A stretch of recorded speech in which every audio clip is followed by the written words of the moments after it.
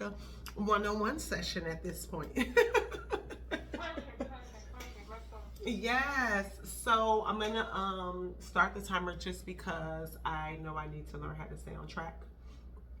And so the point of doing Mind Your Kingdom business is because a lot of us are excited and know that we are called to something, but we're shy. We're not like taking up space and showing up as our main character energy. And so I'm thinking that we have to understand this giant that's holding us back. And then once we understand this giant that's holding us back, then we can absolutely jump in and address it. And so I'm going to open up by reading this post that I came across on LinkedIn, and it stopped me in my tracks, and I'll tell you more about it. It's from Casey Brown, and this is all her words. I walked away from Goldman Sachs with 0 followers and 0 brand. My Northwestern classmate had 50,000. We started at the same place. Now she's worth 5 million more than me. Here's the difference.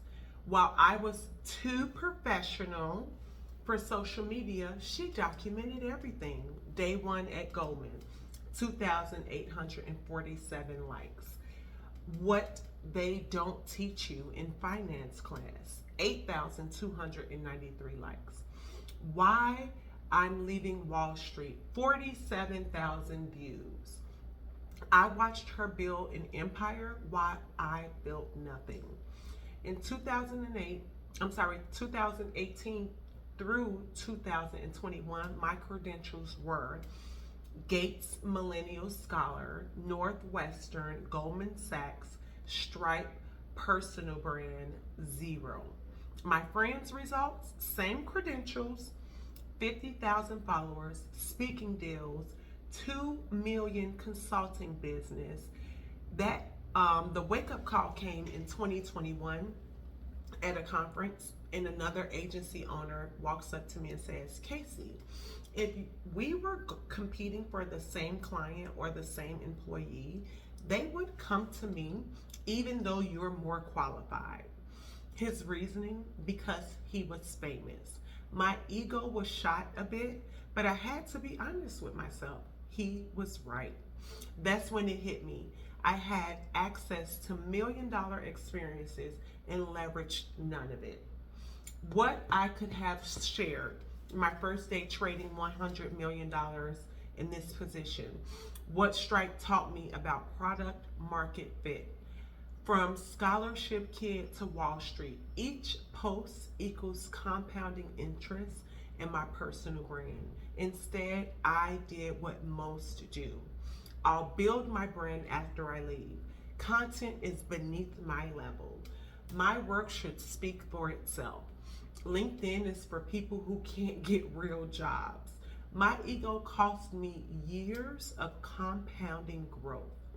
Then I got serious in 2021, started documenting daily, built an agency to $1 million in 7 months with 300,000 followers, 4 million in my personal brand. Your personal brand is not what you post, it's what people say about you when you're not in the room. The content is just the evidence. My framework now, brick 1, monetization.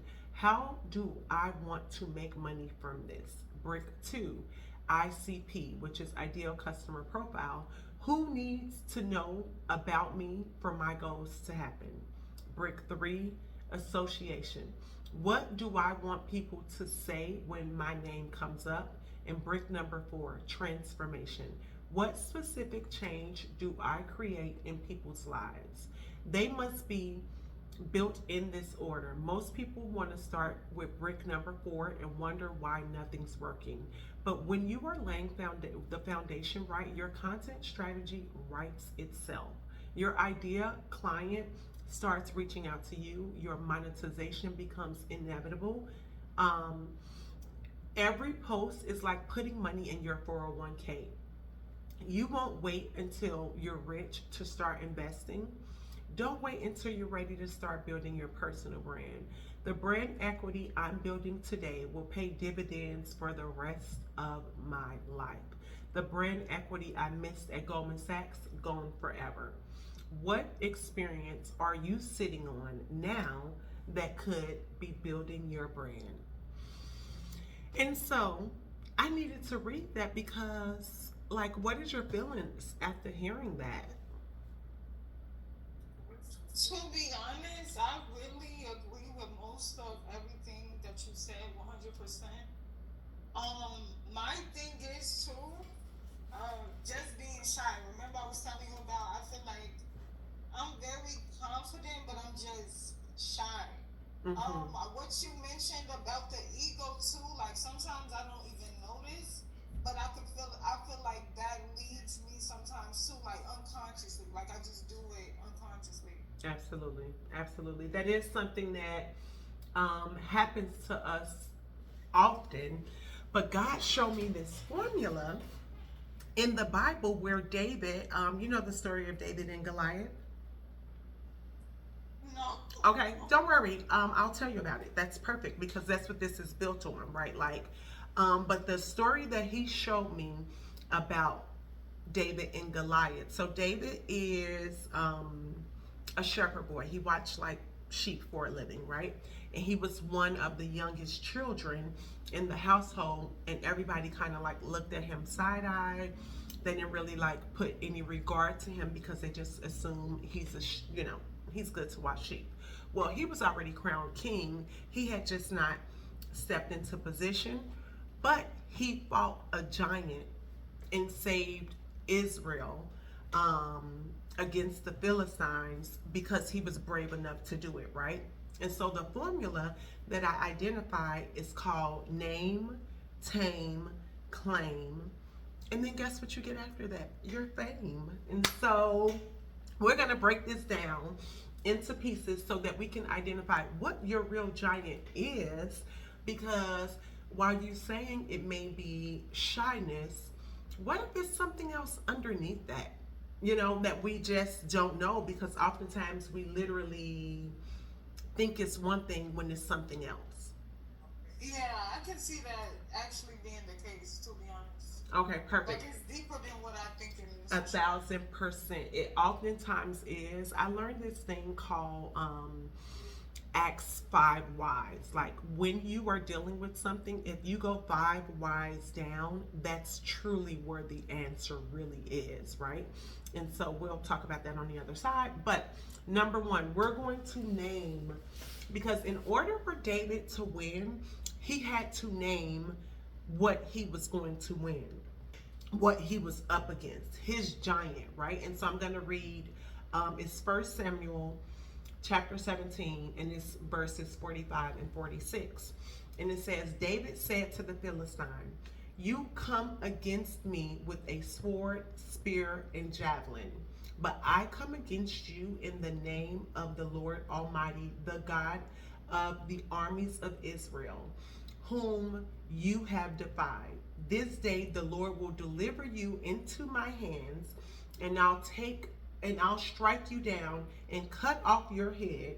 This very day I will give the carcasses of the Philistine army to the birds and the wild animals, and the whole world will know that there is a God in Israel.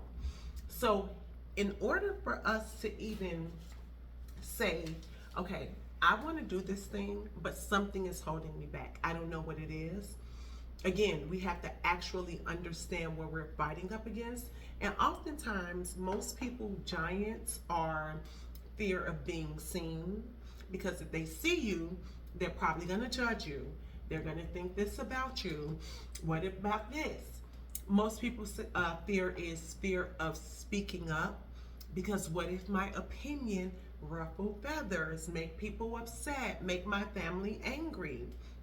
Or fear of showing out, right? Because now that you have to go there, you got to stand out. You can't just be like everybody else, because if you're like everybody else, you're going to fall into the background like everybody else. So, does any of those fears, being seen, speaking up, or showing out, resonate with you? Maybe the fear of being seen. Right, but you're such a pretty girl. Like, stop playing. Like, you So literally. when I say that, it's not like, oh, fear of people seeing me because I'm very confident. It's like fear of I have this certain type of like way that I come off to the world as is. Like, and I feel like I hold myself to a certain standard sometimes to the point where it's like, oh, not trying to be perfect, but definitely it's alignment with trying to be perfect, if that makes It sense. definitely makes sense, 1,000%. And the thing about that is, it's your own form of self-expression. You have to be okay with how you express yourself.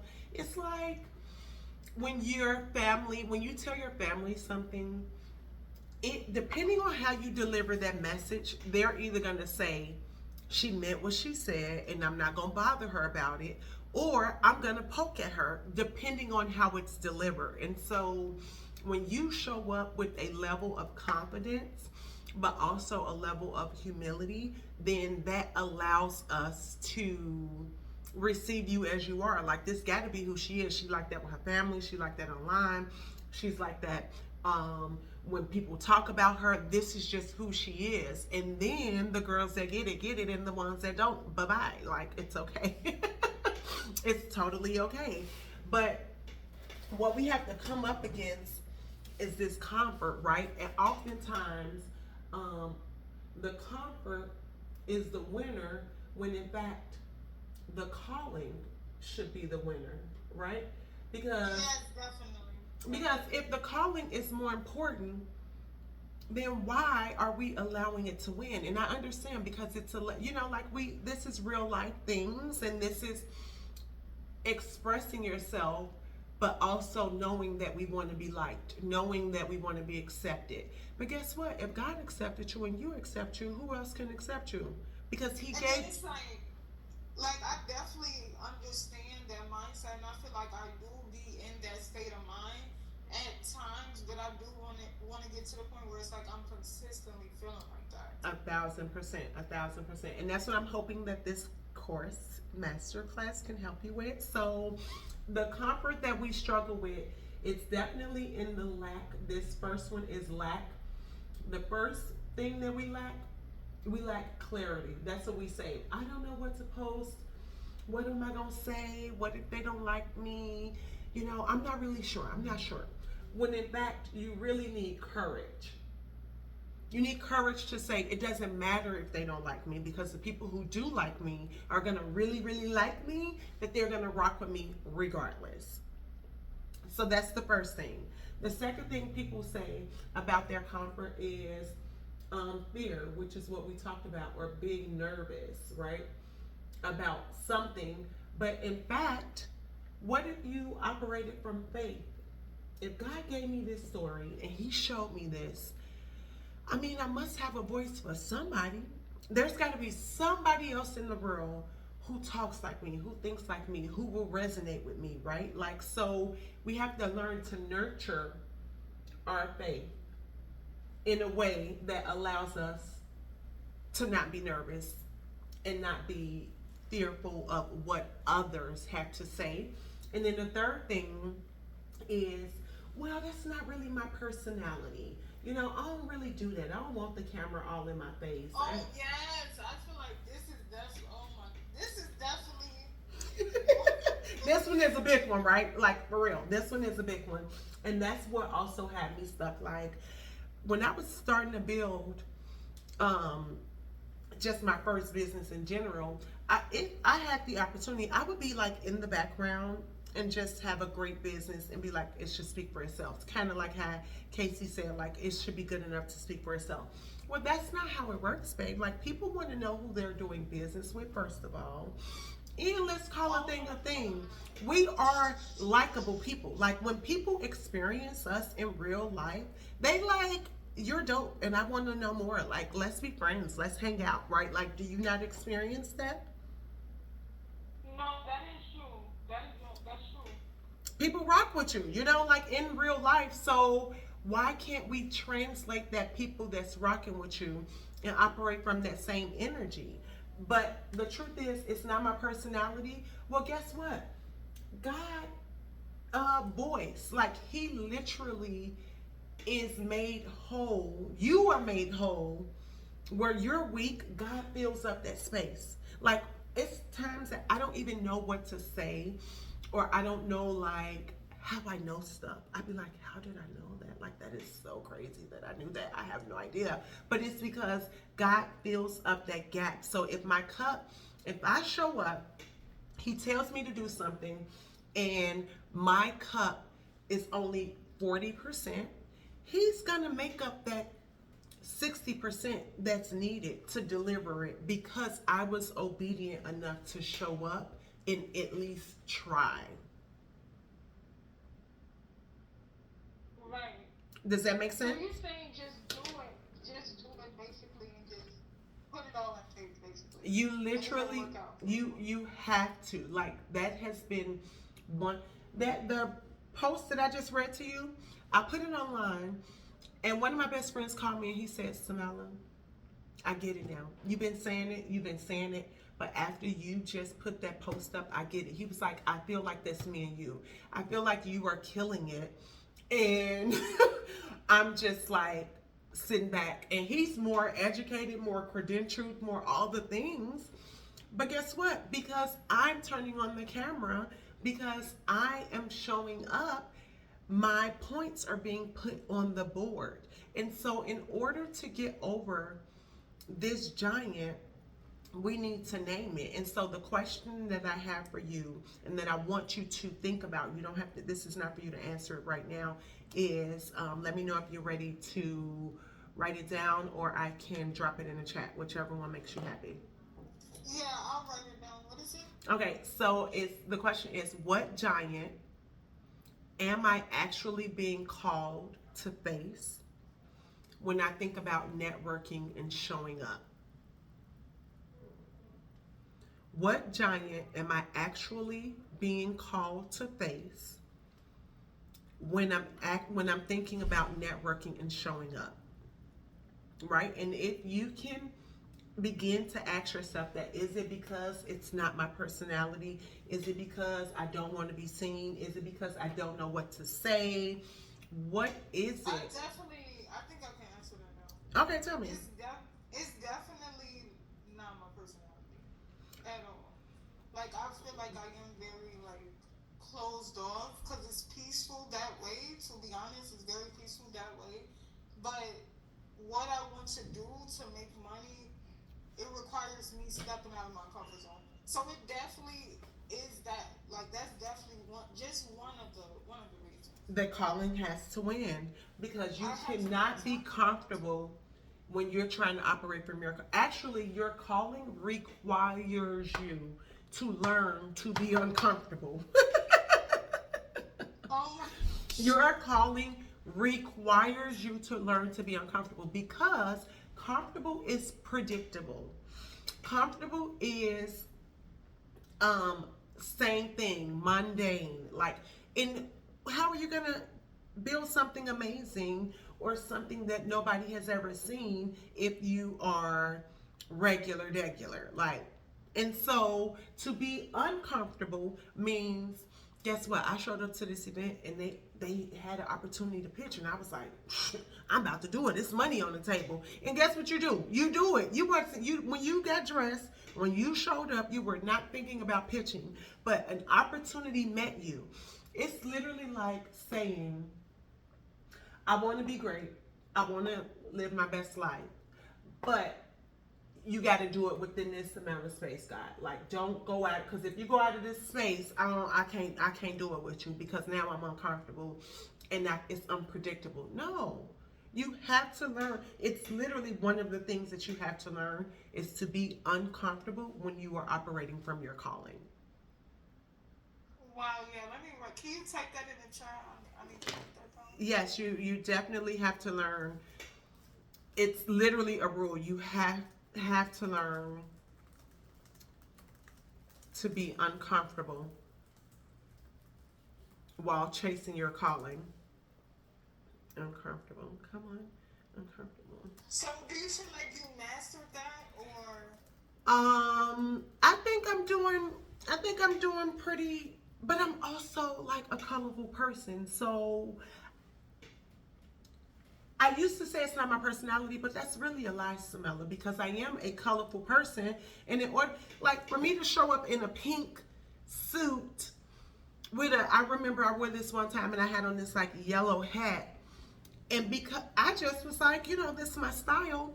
Guess what? They literally, that's so funny because this really did happen in this outfit. They was like, oh, Samela, do you think you can do this interview with this station because they want to write a podcast about this event? Also, while you're at it, could you go on stage and say how this boot camp has helped you, how it has helped you in your life? And I'm just like, I mean, I don't see a reason why it's not going to help me. So sure, let's do it. I didn't have a speech. I didn't have anything planned, and this was when I was still in Miami. So this was at least 2 years ago. And so now I try to just be like, let's see what happens. I don't even try to predict what I think is happening. I just be like, let's see what's going to happen. And I literally just like, God, you going to do what you going to do, and I'm going to do what you tell me to do. You going to do what you going to do, and I'm going to do what you tell me to do. That's literally all I say, because I don't, anything else is wild. So now that we named it, right, we have to name the problem. So once you understand what the actual problem is, next thing we have to do, we got to tame this thing. We got to get control over it. We got to say, you don't have control over me, bro. Like, you do not have control over me. And so what David did when he went to tame it, and taming it is where you will learn your skill set. It's where you will learn to be uncomfortable while being called, right? Because we don't know how God's going to deliver this. We don't know how God's going to activate this or shift your plans or make you extremely successful in your family. We don't know that. And because we don't know that, we can't operate from a playbook because we don't know how God gonna do it. And that's why you got to learn to be uncomfortable. So now that we named it, we got to tame it. And taming it gives you skills. It's a skill set, right? And so that was revealed to me in Samuel 17, and this was verses 38 through 40. Then Saul dressed David. Saul was the king at the time, and nobody wanted to fight this giant. Like, literally nobody wanted to fight this giant. And here comes this kid saying, I'll do it. Like, what's up? Then Saul dressed David in his own tunic. He put a coat of armor on him and a bronze helmet on his head. David fastened on the sword in the tunic and tried walking around in it because he was not used to them. And then he says, I cannot go in this, he told to Saul, because I am not used to them. So he took them off. Then he took his staff in his hand, chose 5 smooth stones from the stream, put them in his pouch of his shepherd bag and his sling in his hand, and approached the Philistine. So what he did was like, Saul, I can't do it your way. I can't do it how you telling me to do it because your way works for you. It doesn't work for me, right? And so Exactly. so you have to find a way that works for you, because if you don't, you're literally going to be going in circles, and you're going to feel like you're not being successful because you're not, because you're doing it the way that everybody else is doing it, right? And so that's where the problem is. And when you begin to tame it, it allows you to take your power back. Like fear, you are not gonna, so I'm gonna let false evidence appearing real, because that's what fear is, false evidence appearing real. I'm going to let that stop me from accessing what God is telling me I'm supposed to be doing, or this business that I want to build, or this opportunity that I see literally staring at my face, knowing that 2 days ago, 7 days ago, I was praying like, oh God, if you send me this opportunity, I'm really going to take advantage. So when you tame it, you are taking your power back. And then while also knowing that if this is for me, the path will be made clear. Like, I can't explain to you or to myself or to anybody how I'm thriving in New York. I can't make this up. But I did know that God told me to go to New York. That's one thing for sure I 1,000% understood. But I also had to learn and train my mind, because oftentimes the inner me is our enemy, right? Like the inner thoughts that we allow to just run wild. 100% agree with that. Yeah. You know, we got to tame these thoughts. But it's real, because we are so used to people telling us we do too much. We are so used to people telling us to be quiet. We have grown up in a time, in a day and age where nobody has allowed us to be ourselves. At school, they want you to do the same thing. At work, they want you to do the same thing. They have tried to make us be so uniformed that self-expression now feels as if, because I have this opinion, I'm somehow saying the opinion that you have is wrong. No, I'm simply expressing my own opinion. And then we can discuss it if you don't agree with it, but I'm not going to take back my opinion because you don't feel comfortable with me saying it. That's wild, because that means that you are doing what they tell you you can do. And I'm not that type of girl. I'm not going to conform and be who you think I should be so that I can play and dance to the song that you want to play. No, baby girl, I want to play my own song. I want to dance how I want to dance. I want to live how I want to live. I want to dress as colorful as I want to dress. But you can only do that when you decide what is holding me back, i.e., your giant. And then once you decide, once you understand what this giant is, it's your responsibility to take the power back from that giant. Consistently too. Like I feel like that has to be a consistent thing. The thought process, it's literally, every time I think about this idea around purifying your thoughts, it's literally like putting this bottle of water under a faucet. But before you put it under the faucet, it's dirt. It's all dirty. It's all dirty. It's just black. The water is black. Like you can't even see through it. It's like, what is it? Is it contaminated? You put this under the faucet. You literally have to keep that faucet running with the water going into this until it clears out. And then now the only thing that you see in here is clear. So that's how aggressive you are. Literally in a war. You, we, us, everybody is in a war for our mind, because that is the best way the enemy likes to play us. You can't do that. Somebody from your family? Absolutely not. What makes you think you could be a millionaire? Who told you you can wear that? Who? Like, these are the things that we hear in our mind. I mean, we may have heard them in real life as well, but because we've heard them in real life so much, now they are sitting rent free in our mind. We have to come up against that. So once I realized that was a thing, every thought that came in my mind, I was fighting. Absolutely not. And I will speak back to it. Nope. And this was me taming it. It was me taming my negative thoughts. It was me saying, you don't have resonance here. You're not going to live rent free in my head and tell me that I can't do something that I want to do. How do you tame it consistently though? So, a negative thought, let's just say people won't understand me. This is literally the things I wrote down, right? Like, so, negative thoughts, and then God's truth, right? So that's what we're going to compare.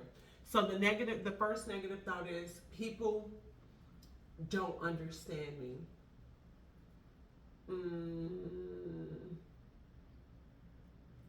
Well, how I would tame that is, if that's something that keeps coming up, I would start asking questions like, why do you think people don't understand you? Like, do you have friends? Do they understand you? Do you talk like, are you your normal self when you interact with people?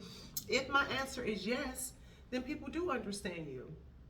So that's a lie from the beginning. That's a full-fledged lie that is just being put on replay. So I would come up against that. I would ask myself, why do you feel like people don't like you? You know? So do you feel like people don't understand me? 100%. But do you have people, friends, family, cousins, aunties who do understand you? 100%. So that means this is a lie from the very beginning. It's a lie. It's a lie. So anytime this thought comes in my head when I'm about to do something, man, people won't understand me. Well, first of all, that's a lie. One. And then two, well, if you feel that way, what can you do to ensure that they understand you, Samela? Well, first of all, God called me to this. God told me to come to New York. So the people in New York gotta understand me because How is it going for you? it's going amazing. Like to the point sometimes I have to just sit myself down and say, do you understand you live in New York? Like you literally are thriving in New York. Like you're thriving in New York. Not to cut you off, so this is in the middle of our session, but what are you doing on the end of the year? Because I wanted to come the 28th to, hold on, the 28th to the 1st. You're talking about New Year's Eve, right? Yeah. I have not. I have not made any plans because things. Oh, hold on. The 28th, so Sunday to Wednesday, the 31st. So here's what I'll tell you. I haven't made any plans, but even if I'm not here, like I feel like you're responsible enough. I'm happy to have you stay at my house, even if I'm not here. So. Wouldn't mind? Huh? You wouldn't mind? No, I would not mind. Absolutely not. That's literally my business. That's what Block is, you know? Yeah, I wanted to. I haven't been there since the last year, and I miss it so bad. Yes. And I have 2 more vacation days. I'm gonna just use that, and I'm gonna come there. Absolutely. You, if I'm not in town, you can definitely stay at my place. 1,000%. Okay. So now, people don't understand me. Well, if God told you to do it, and if you know this is what you want, now it is your responsibility to learn to articulate, learn to be able to pitch your idea, learn to tell the story about your idea. But that's not what we're talking about when we say people don't understand you. We're talking about a general blanket statement, which is just not true. Another one that people struggle with is, and I know me personally, I struggle with this. I hate my voice. I don't want to hear myself. Really? I didn't. It took me. I used to. I don't anymore. I used to could not listen to myself on replay. I used to could not like listen to me talk.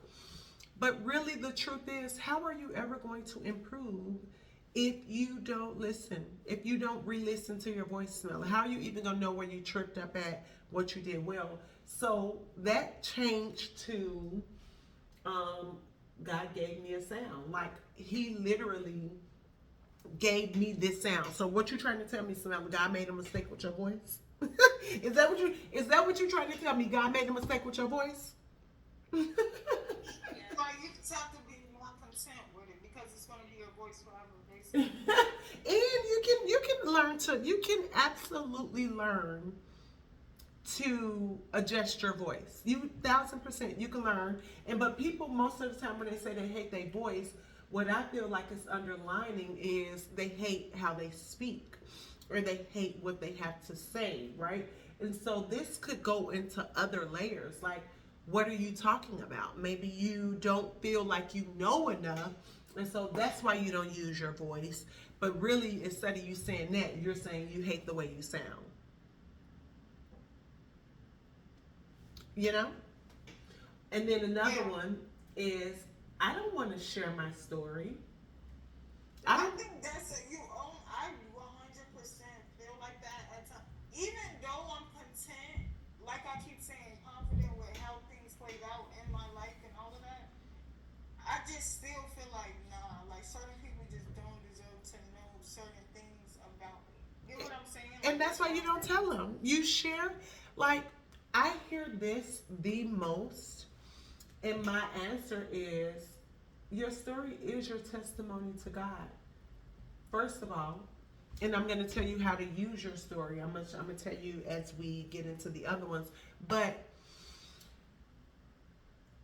people have said, I'm a private person, you know, and I don't want people in my business. I feel like I am 1,000% still very private. I share what I want to share. I share what I feel comfortable with sharing. So this is where you put guardrails around what you feel like you want to share and what you feel like you do not want to share. But how do you create that balance without sharing too much? You know what I'm saying? How do you create that balance? I think first of all, it is levels to it, right? Like after a while, you would be like, I don't mind sharing that. And it's like positioning, right? So I have recently been sharing my story about how I slept on sofas and air mattresses for Yeah, like how 183 are you days. brave enough to? I've seen that, and I'm like, it's so brave, to, and it's just like I just feel like certain people don't deserve to know certain stuff like that about me. You know what I'm So saying? I 1,000% get it. I even recently shared a long form video about how I used to get eviction notices in Miami. The reason why I'm sharing it, one, because shame does not have a chokehold on me. Shame is literally sent to silence your voice. That's one of the best characteristics of shame is to silence you because nobody's going to understand. They're going to judge me. And that's fine. But the people who are judging me are also the people who do not like their life, who are not excited about what they're building, who haven't even attempted to get in the game. And so their opinion means nothing. They're a non factor, actually. And I do really mean that. I really do mean that. The people who wants to judge me, if we put apples to apples, their life has been the same thing for 20 plus years, 12 plus years. They haven't tried anything because anyone who has ever tried something difficult understands that you're going to have to take some L's in order to learn to win at it. Anybody who's ever done anything. So that in itself is a mindset shift that you can operate from. Anybody who judges you, babe, they've never done anything. Because the people at the top who are winning, who are thriving, they understand they had to file bankruptcy. They understand they needed to get a loan from this person. They understand that they got told the door got slammed in their face 77 times. They understand these things, but guess what they did not do? Give up. One, and then two, it's important for me to share my story and my testimony because, first of all, it's a disrespect to God if I don't say what I've overcome. Just because I did in the past, that don't mean I am in this moment. So I can share that I slept on sofas. I can share that I almost got evicted. Because guess what? When I'm on the stage and I'm making all this money, I don't want people to think, oh, she just got lucky. Oh, she just had a silver spoon. No, baby girl. No, baby girl. No, baby boy. No, no, no, no, no, no, no. I worked for this. And that is the difference of operating from your calling, because you know one of these days it's going to pay off. One of these days you are going to be the Tyler Perry, the Beyonce, the whatever it is you're aspiring for, you're going to be that. But every step that you had to take and every battle that you won, this is why David's story is so important. Because yes, he went to fight, but he didn't just fight, he won the fight. Yes, I slept on air mattresses and sofas, but baby girl, I got my own place in New York now. What are we talking about? Like how does it feel to be in that? How does it feel? I am. You know I'm happy for you, but like, how does yes, it truly? it feels surreal at times. Like this is your real life. You do understand it's your real life, and it feels like, wow, you have come a long way. You literally, like, I'm so happy you didn't give up. For this chapter of New York, everything that I went through before led me to here. I would do it again twice. I would do it again twice. I have no regrets about the things that I quote unquote went through, the L's that I took, because first of all, it shows me other ways to do things too. So it's literally gems in that area, and I'm going to show you. I'm going to tell you more. So now you've named it, which is your mindset. Naming it is a mindset thing. You have to shift your mind and say, what is really the problem? Taming it gives you your skill set because you took your power back. You decided enough is enough, and I'm tired of this lie. I hate my voice. People don't understand me. I don't want to share my story. Guess what? You share it where you feel comfortable. You learn to adjust your voice. What pitch do you want? How do you like? These are things that are changeable. People don't understand me. Okay, well, what can you do to ensure that they do understand you? How can you make this crystal clear so that they can understand you? Right? So And you're basically saying it's always a solution. there's always what God has shown me on many occasions. You don't lack resources, Samela, but you might lack resourcefulness of the resources you do have. What do you mean by that? So if I say, God, I need money to start this business, He like, but do you though? And I'm like, yeah, ain't that what people need, money? He's like, but you got a friend who can help you do that website. You got a mentor who's been showing you how to do your budget. You got a couple people who said they will buy from you. So really, do you need money, or are you looking at the wrong thing?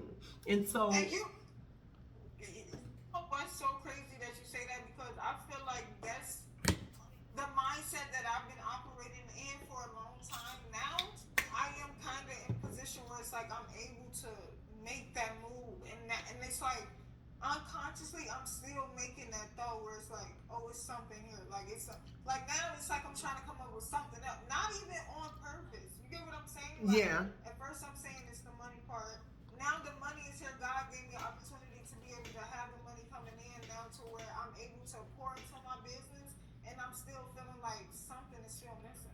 And you know what is missing? You fully showing up and saying, I'm doing this by hook or crook. That was But my how do I find a balance if I work two jobs and I well, have to do stuff outside? I know it's a way, but how? What's your advice? Like, what do you think I can do? I think So that like, maybe with the idea of working two jobs, you need to make an informed decision. Okay, I'm going to work these two jobs until I stack this. Or I'm going to work these two jobs during these hours, and then during these hours, I'm going to do this. You have to figure out what's the best route, whether it's a timeline that you're putting yourself on to stack for these two jobs, or whether it's a timeline on hours you're committing to doing the work. Maybe while you're on your way to work, instead of listening to music, you listen to a podcast, or you listen to an ebook, or you do your research, right? Whatever that looks like. And then instead of going on, that brunch date, maybe you spend those 3 hours understanding to move this project forward. So you're going to have to kill a version of yourself to allow another version of you to come to life. You're going to have to. Something has to die. I feel like that transition is so like, Oh, it's like the old me and the new me like playing tug of war. you have to, but the longer you don't kill it, the longer you don't kill it, the longer it's going to kill your dreams. The longer it's going to take you to access what you're looking for. Right. And so it was a while where I wasn't even shopping. Like, I hadn't been to a mall. I shopping what? Like what? I don't have time for that. Like, I'm here trying to figure out, how to take over the world, right? Like, but it was okay because that was something that I was willing to sacrifice. And it's temporary, right? Like, when you are doing something the same way that you can invest in these people's jobs and you can show up every day and give them your best, how dare you not give that to yourself?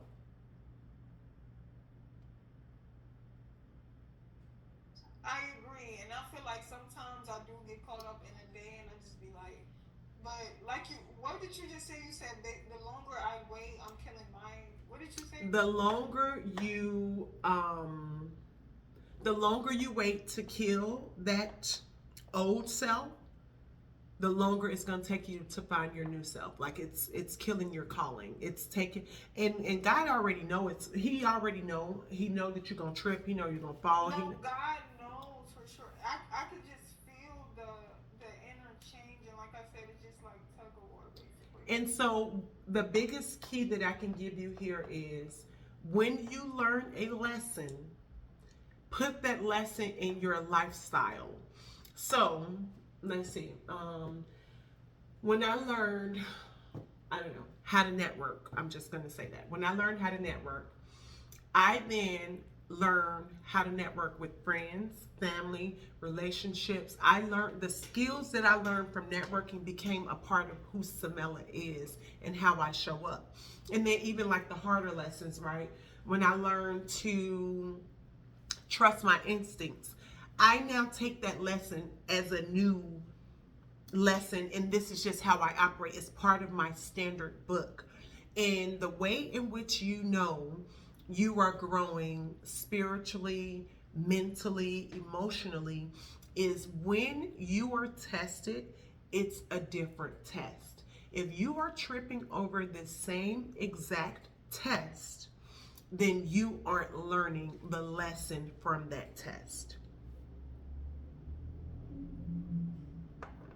Does that make sense? Yes. And when you are still tripping over new lessons, that is a point in an area for you to get excited about, because that means you are growing, right? Like even now, just because I feel like I'm the best version of Samela today, like I really do feel that way, I am still tripping over things, but these are new things. These are new lessons, right? Because every level comes with a different level of test. And so it's exciting because once I kill that Goliath, I'm not gonna have to kill Goliath no more. Maybe next time I'm gonna have to kill a bear. And then next How time, long do you think that usually takes, though? it depends on you. It's a you thing, babe. It's you. Like you cannot cut the line, first of all, because the line has multiple people involved, right? The lessons that you are gonna have to learn might be taught to you by somebody else who hasn't come into your life yet, or somebody else who's currently in your life, and yet you still haven't learned to put the boundary down, or you haven't learned to express yourself, or you haven't learned to apologize or forgive. But this is something that usually is done in tandem while you're also trying to build your business, because God could not put Samela on the main stage when Samela had an attitude, when Samela blamed everybody, when Samela had a lack mentality, when Samela thought the world was against her, when Samela thought, see, black women can't do this. He can't put me on the main stage with all those thoughts. So he needed me to address every one of those thoughts. Not just to say I addressed it, but to actually heal from it before I can get put on the main stage, because now I understand differently, I see differently, I move differently, like that. So I'm going to move on now to claim, if you don't have any questions about that. So what we did, we got our mind right, we got our set, skill set, mindset, and now it's time to get our tool set. And once you get your tool set, that is the claiming it part, right? And so David ended up winning. He won. Most people battle go with a sword, this armor, all this fancy gear. The man had 5 smooth stones in a slingshot, and he won and took the giant down that was terrorizing the entire town, right? With a stone that he got off out of the pond, right there. He got it right there, and it was the perfect. And he had 5. He only needed 1 though, because he didn't show up at his own strength. He said, "I'm fighting on God's behalf." When I'm doing this business, I'm not showing up because Samela is so amazing. No, I'm showing up because God called me to it. So I must be the unique person with the unique voice, with the unique personality that wears the colorful clothes, who can actually get this done. Because I wasn't thinking about building block.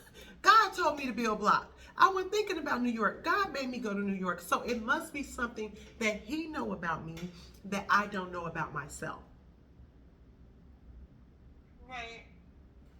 Okay, so we're good there. So, in order to claim it, you might be like, okay, Samela, what this looks like? How do I start claiming this thing? What do I have to do? And how I see it is your scars, your skills, and your story is your best weapons. And Can you oftentimes, type that in the yes, chat? yes, your scars. And I'm gonna I'll send you notes too afterward. Oh, I'm surprised I didn't let my AI in. My bad. I didn't. They were supposed to come in and take our notes for us. Your scars, your skills, and your story. And I'm gonna make it make sense in just a second. Um, those are going to be your best weapons because that is your unique selling point. That is what you uniquely experience, right? Yes, you have sisters. Yes, you have cousins, but they don't have the same exact scars that you have. They don't have the same exact skills that you have.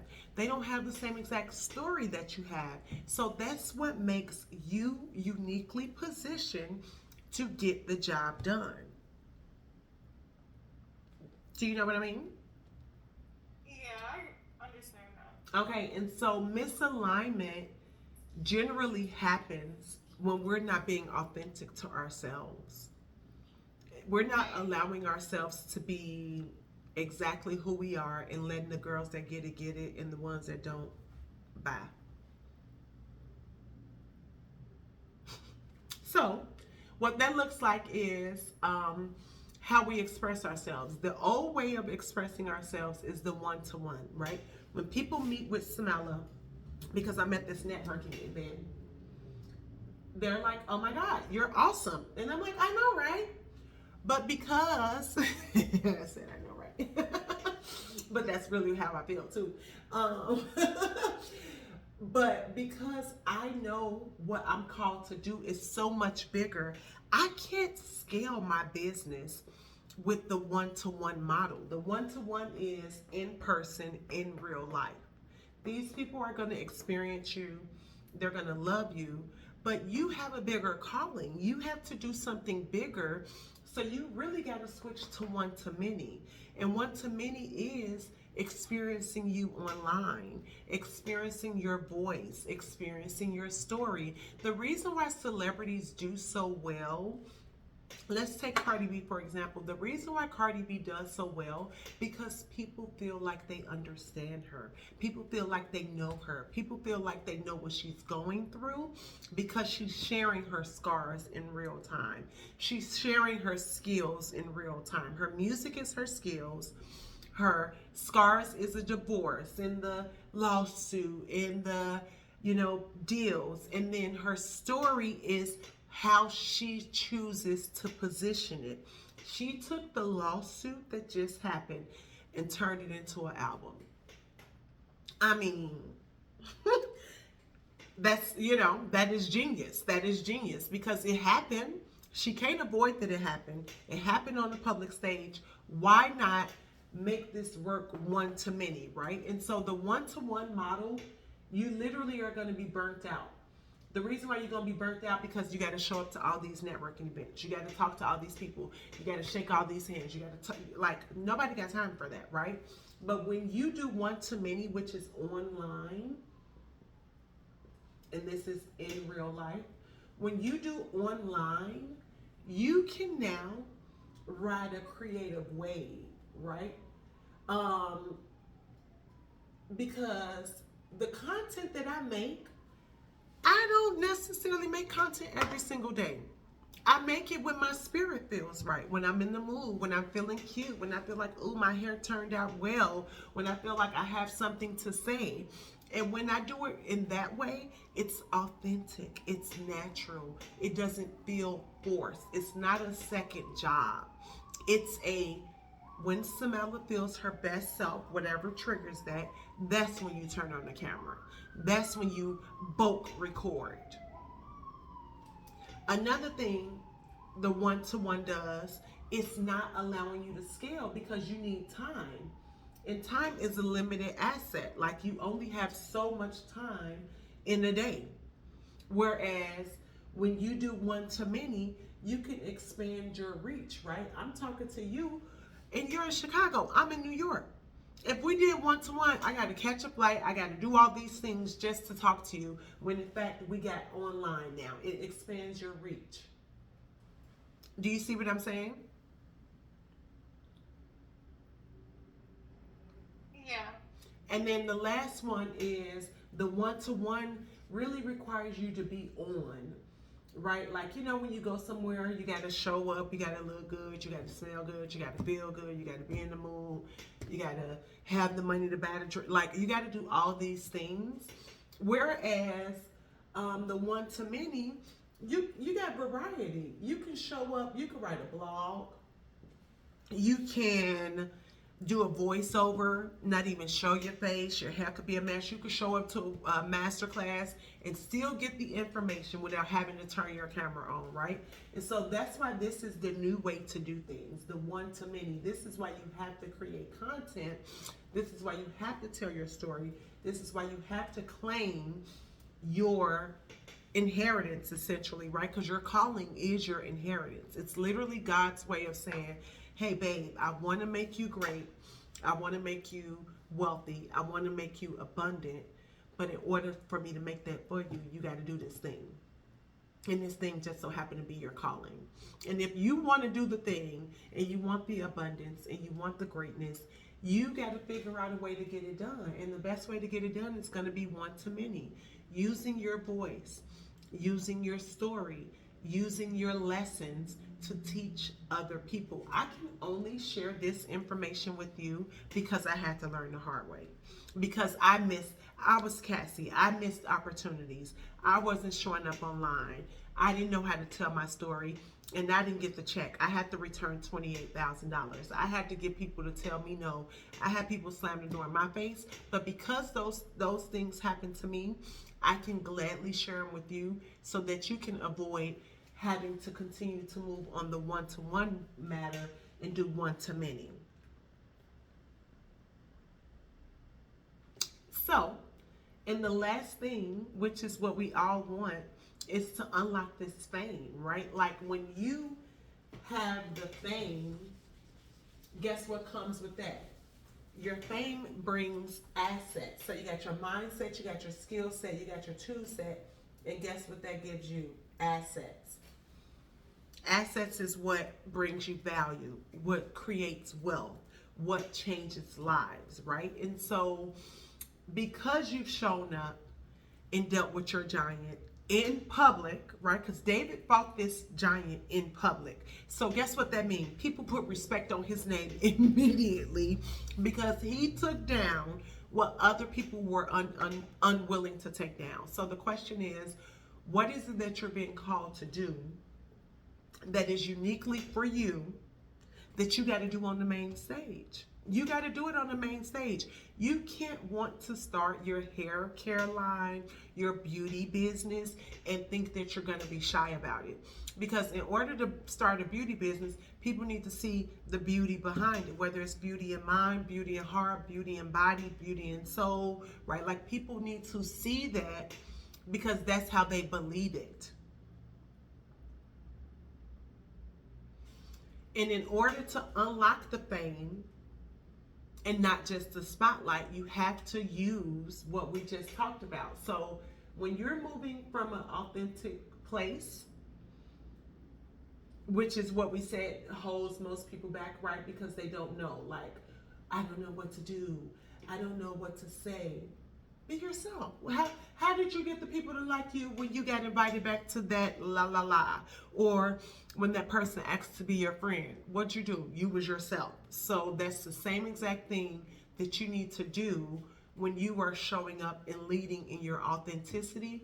And when you do that, it automatically adds value, right? So your scars, the stuff, i.e., Samela sleeping on sofas for 183 days, guess what that translates to? That shows proof that this girl is about that life. It shows power that, wait, ain't nothing gonna break her. Wow, like, wait, she didn't crumble behind that. I would have gave up. I would have definitely went back. I would have changed my mind. I would have stopped. And it shows that she has a purpose bigger than herself. What I used to ask myself while sleeping on air mattresses and sofas is, do you want to be comfortable or do you want to be great? And every time greatness was my answer, I didn't give up. The next thing is your story. The reason why I share my story is because, first of all, it's my testimony. It's showing how good God is. God brought me through this. He showed me how to do this. He unlocked the next thing.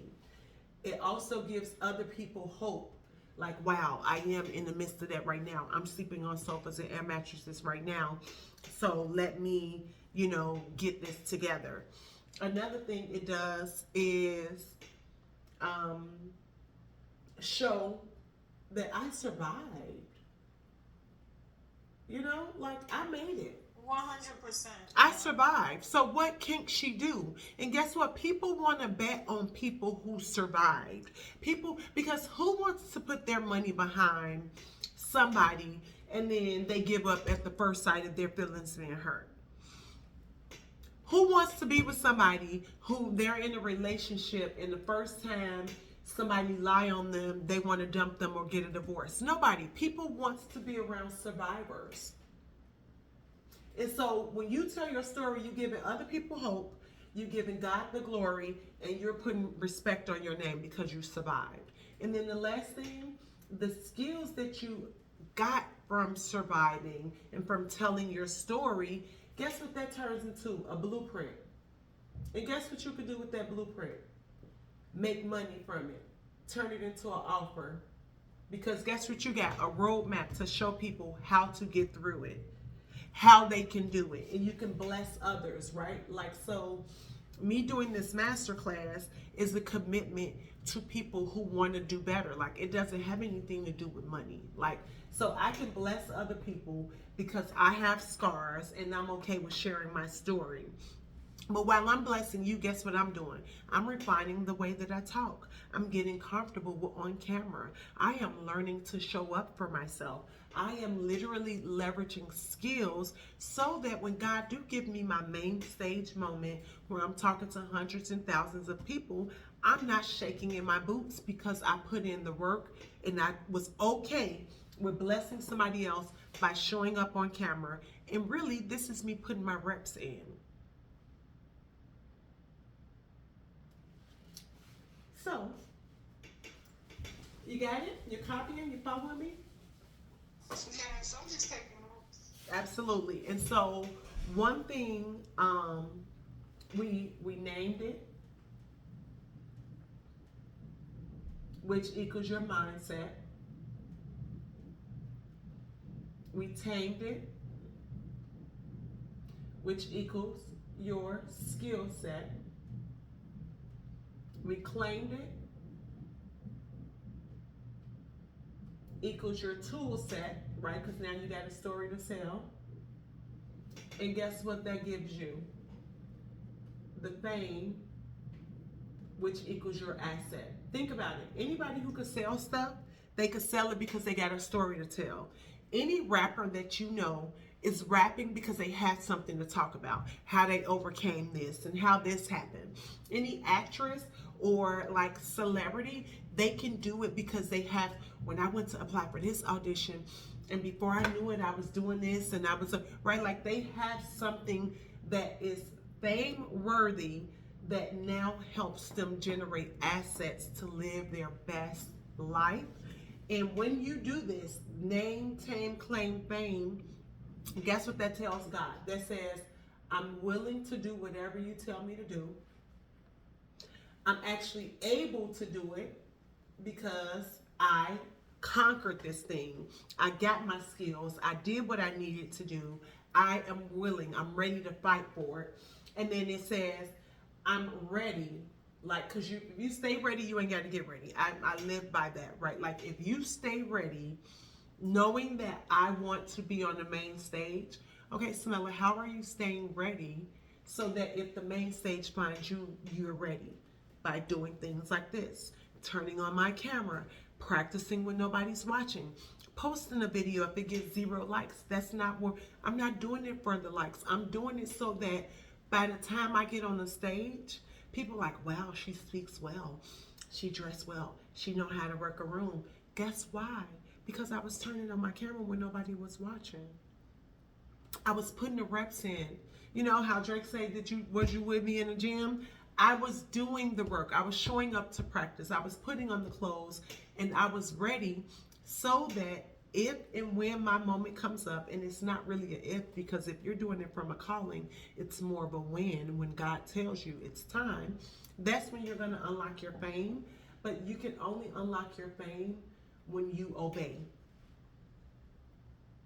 You have to obey the call. You have to obey. Understandable. So, that's my TED Talk, girl. That is me saying we can do it. It's our time.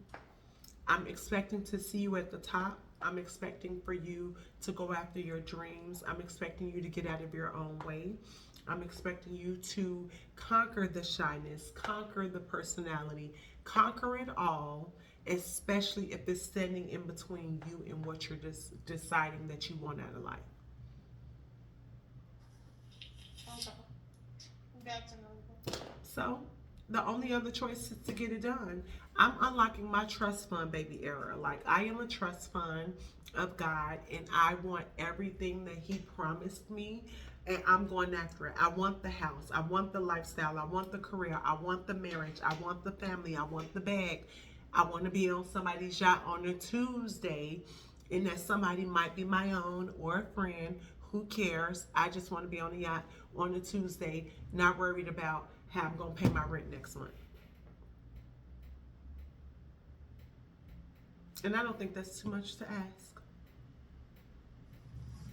Not at all. But I'm willing to do the work to get it. You see? Yeah. And it won't happen overnight. That's another thing too, just understanding like nothing won't, like it just, like when I've read 8 books this year, and one thing that I like, the main thing that most of them had in common was just making it clear that nothing happened overnight. Like, you literally, it's people that are successful now, millionaires now, but they failed hundreds of times. 1,000%. Mainly successful people are saying that this is normal. Like, It's you're just never 1,000%. supposed to take no for an answer. And some days are better than most, so I understand that. But then I also have my days where it's like I gotta have an attitude to understand it. You get what I'm saying? 1,000%. So, an attitude of gratitude, that sounds crazy, but it's so real. Like, when things are going crazy and I'm just like, what is happening? I just automatically operate from gratitude. Like, you know what, God, thank you so much. I made it home safely. You know what? I'm going to sit on my couch and watch TV. Thank you, God, for giving me a house and a couch to watch TV and not be stressed out by these people. Like, I just literally switch to gratitude when the day is daying, because I look at what I have already, not what I don't have, right? Like, I always look at the glass half full versus half empty.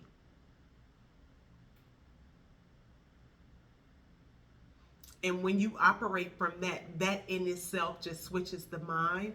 But what you were just speaking about is called delayed gratification. And that is knowing that the same day that I plant the seed is not the same day that the tree, the flower, the branch, the whatever is going to grow. And so with that understanding of delayed gratification, you do things now that's going to serve and make your future self happy. Even when it comes to like packing or like something that's small, that seems small, I do what my future self will be happiest with. Not the Samela that's tired and like, oh my goodness, I really want to take a nap.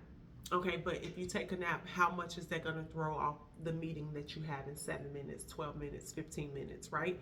Like, if it's going to throw off that meeting and it's going to set my future self up for failure, I'm not doing it. I'm going to do what makes best sense for my future self.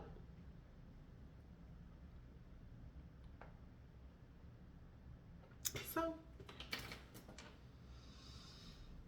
that was it. Once you name it, you tame it, you claim it, you then could unlock your fame in it and start making assets. I am literally in between. I'm this line. I am literally at this line. Um, I'm real close to the fame component, and I'm not saying fame is in famous more than I am saying being known for what I am great at, right? Like being known by the people who would care about what I'm great at. I'm like real close. I can smell it. Like I can smell the aroma of the meal already being cooked. That's good. That's very good. So I hope that I can answer any questions if there are any. Otherwise, you can gladly tell me your thoughts about the master class, and you know. To be honest, I feel like I took a lot of points that I needed, um, that I can use too for the rest of this year and this upcoming year. Mhm. Because, like I stated before, I am working 2 jobs because I have no other choice. Like, Mhm. I am the fallback. You get what I'm saying? So it's Mhm. like, I'm trying to get to a point where making money in my sleep is a thing, so I can at least leave one of the jobs, so I won't have to be. I wouldn't say I'm overworking myself because I'm not like worn out. I'm not exhausted. I don't have bags under my eyes. None of that. Like I'm not. Mhm. It's not that. It's Mhm. just no. I want to work smarter, not harder. You get what I'm saying? A So 1000%. making money in my sleep can benefit me in so many ways. It's crazy. Like A so. 1000%. I know even after that I'll have to do something else, but like that's just where my head at. I definitely want to be able to make money in my sleep by before this time next year, but the beginning of at least the 6 months going into next year. Like I just have to because I'm not. One thing I've noticed too, like making money doesn't make me happy at all. Being able to have my stuff together, being on point, handling business as a woman is what makes me happy. But handling that business comes with money. You get what I'm saying? A Like thousand percent. most of the things that I'm handling it with money. You get what I'm saying? So it's like, oh my gosh, like I be handling it, but I don't plan on moving in this route for a long term. Right. But it just feel like it's always pressure, pressure, pressure, which also makes me stay locked in. And this is why I'm getting so serious about what I want to do because I have no time to waste. It's how I look at it. And reading too, like it's this book that I finished. It was Smart Woman Finish Rich or Okay. something like that. Okay.